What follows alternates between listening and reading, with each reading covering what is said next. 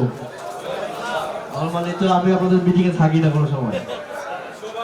আচ্ছা যাই হোক, সবাই আবদার করছিলেন, মাহবুব তো বলে দিছে এটা। ইনশাল্লাহ আমরা ফেব্রুয়ারিতে যাবো, তো নাকি?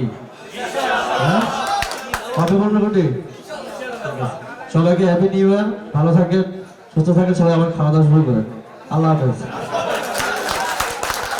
সকলের প্রচেষ্টা ছিল, আমাদের ম্যানেজমেন্টের আন্তরিক উদ্যোগ ছিল, এবং আমাদের যারা উপস্থিত হিসাবে যারা আমাদের সম্পাদক এবং অন্যান্য যারা আছেন তাদেরও সদিচ্ছা ছিল বলেই আমরা কিন্তু অল্প সময়ের মধ্যে ইনশাল্লাহ অনেকটা এগিয়ে গেছি, এবং ইনশাল্লাহ আগামীতে আমরা পত্রিকা লঞ্চ করবো, এবং এটাও আমাদের নওশাদ গ্রুপের জন্য একটা মনে হয় একটা সফলতা বয়ে আনবে।